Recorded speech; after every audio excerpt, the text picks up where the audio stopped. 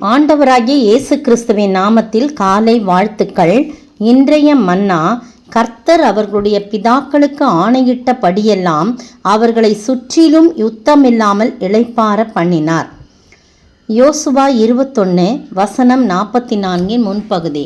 இந்த இடத்துல என்ன செய்கிறாங்க, மோசே கிட்ட சொன்னதன்படி நூனின் குமாரனாகிய யோசுவாவிடத்திலும் அவங்க எல்லாரும் போய் லேவியரின் வம்சத்தில் உள்ள பிதாக்களின் தலைவர்கள் எல்லாரும் சொல்கிறாங்க, நீங்கள் எங்களுக்கு இந்த தேசத்தெல்லாம் பகிர்ந்து கொடுக்கணும் அப்படின்னு சொல்லும்போது, நாங்கள் குடியிருக்கும் பட்டணங்களையும் எங்கள் மிருக ஜீவனுக்காக வெளிநிலங்களையும் எங்களுக்கு கொடுக்கும்படி கர்த்தர் மோசையை கொண்டு கட்டளையிட்டாரே அப்படின்னு சொல்கிறாங்க.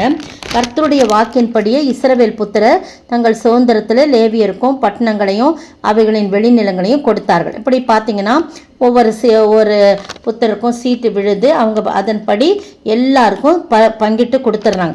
பட்டணங்களும் வெளிநிலங்களும் இவ்வளோன்னு ஒவ்வொரு கோத்திரத்துக்கும் இதில் போடப்பட்டிருக்கு. 21ஆம் அதிகாரம் முழுக்க இப்படிலாம் கொடுத்துட்டு பாருங்கள், 43ஆம் வசனம், இந்த பிரகாரமாக கர்த்தர் இஸ்ரவேலுக்கு கொடுப்பேன் என்று அவர்களுடைய பிதாக்களுக்கு ஆணையிட்ட தேசத்தை எல்லாம் கொடுத்தார்.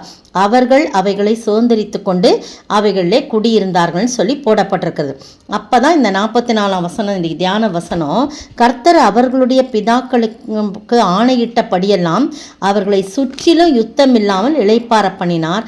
அவர்களுடைய எல்லா சத்துருக்களிலும் ஒருவரும் அவர்களுக்கு முன்பாக நிற்கவில்லை. பார்த்தீங்களா, அவர்கள் சத்துருக்களெல்லாம் கர்த்தர் அவர்கள் கையில் ஒப்பு கொடுத்தார் அப்படின்னு சொல்லப்பட்டிருக்கு. அப்போது சுற்றிலும் அவங்க எல்லாம் வெளிநிலங்கள் பட்டணங்கள் எல்லாம் இஸ்ரவேல் கோத்திரத்துக்கு எல்லாம் பங்கிட்டு கொடுத்து அவர்களை சுற்றிலும் யுத்தமில்லாமல் இளைப்பாற பண்ணி அமைதலை உண்டு பண்ணி எல்லா சத்துருக்களும் யாரும் அவர்களுக்கு முன்பாக நிற்காதபடி சத்துருக்களை அவர்கள் கையில் ஒப்பு கொடுத்தார் அப்படின்னு போடப்பட்டிருக்கு. 45ஆம் வசனம் பாருங்கள், ரொம்ப நல்ல வசனம். கர்த்தர் இஸ்ரவேல் குடும்பத்தாருக்கு சொல்லி இருந்த நல் வார்த்தைகளில் எல்லாம் ஒரு வார்த்தையும் தவறி போகவில்லை அப்படின்னு சொல்லப்பட்டிருக்கு. இப்படி யோசுவா என்ன பண்ணுறாரு, எல்லா காரியங்களையும் அந்த 22ஆம் அதிகாரம் முழுக்க நீங்கள் பார்த்தீங்கன்னா நிறையா அட்வைஸ் தான், எல்லா கோத்திரத்துக்கும் நிறையா அட்வைஸ் பண்ணிடுறாரு. 23ஆம் அதிகாரம் பாருங்கள், முதல் வசனத்தில், கர்த்தர் இஸ்ரவேலை சுற்றிலும் இருந்த அவர்களுடைய எல்லா சத்துருக்களாலும் யுத்தமில்லாதபடி இளைப்பாற பண்ணி அநேக நாள் சென்ற பின்பு யோசுவா வயது முதிர்ந்தவனானான் போடப்பட்டிருக்கு. பார்த்தீங்கன்னா கர்த்தர் இஸ்ரவேலை திரும்பமா அதில் போட்டிருக்கு, இஸ்ரவேலை சுற்றிலும் அவருடைய எல்லா சத்துருக்களாலும் யுத்தம் இல்லாதபடி இளைப்பாற பண்ணி அவங்கள சந்தோஷமாக வச்சிருக்காரு. அநேக நாள் சென்ற பின்பு யோசுவா வயது முதிர்ந்தவராம்.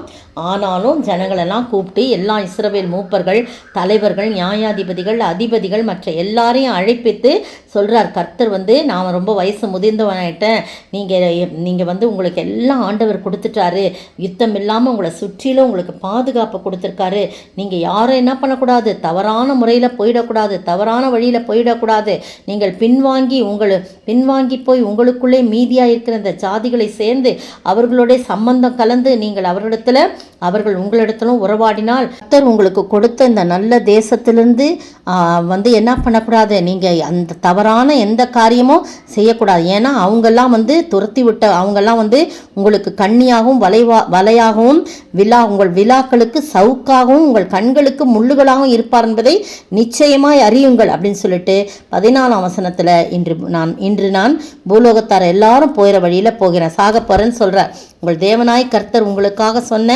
நல் வார்த்தைகளில் ஒரு வார்த்தையும் தவறி போகவில்லை. பாருங்கள், இங்கே 22ஆம் அதிகாரத்தில் கடைசியில் சொல்கிறார், நல் வார்த்தைகள்லாம் ஒரு வார்த்தையும் தவறி போகவில்லை, எல்லாம் நிறைவேறிற்று. கர்த்தர் அப்படி நிறைவேற்றினா அதை இங்கே திரும்ப அவர் சொல்கிறார், நல் வார்த்தைகளில் ஒன்றாகிலும் என்ன பண்ணல, தவறி போகவில்லை, எல்லாவற்றையும் ஆண்டவர் என்ன பண்ணிட்டாரு, நிறைவேற்றிட்டாரு.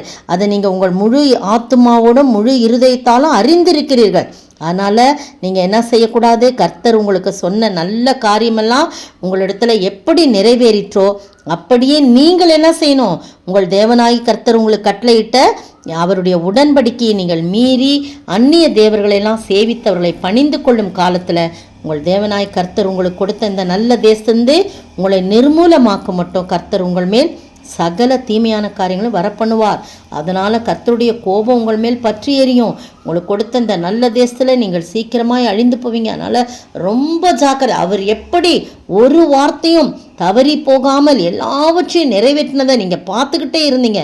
ஆனால் நீங்கள் அவருக்கு துரோகம் செய்யாதபடி அவர் எப்படி நிறைவேற்றினாரோ அதுபோல் நீங்களும் அவருக்கு முன்பாக கர்த்தருடைய வார்த்தைகளுக்கு கீழ்ப்படிந்து கர்த்தரை மாத்திரம் சேவித்து அந்த ஜனங்களோடு கலக்காதபடி ஜாக்கிரதையோடு நேர்மையோடு இருந்தால் கர்த்தர் உங்களை ஆசீர்வதிப்பார் என்று சொல்லி யோசுவா ஜனங்களுக்கு சொல்லி அவர் மரித்து போகிறார். இந்த அருமையான வேளையிலே கர்த்தர் நமக்கு செய்த நன்மைகளை நினைத்து நினைத்து எப்பொழுதும் நன்றியுள்ள மக்களாய் நாம் காணப்படுமே வேண்டுமே தவிர நன்றி கெட்டவர்களாய் காணப்படக்கூடாது. அவரிடத்தில் நன்மையை பெற்றுக்கொண்ட நாம் கடைசி வரைக்கும் அதிலே ஸ்தோத்திரத்தோடு நன்றியோடு வாழ ஆண்டவர் தாமே கிருபை செய்வார். ஆமென்.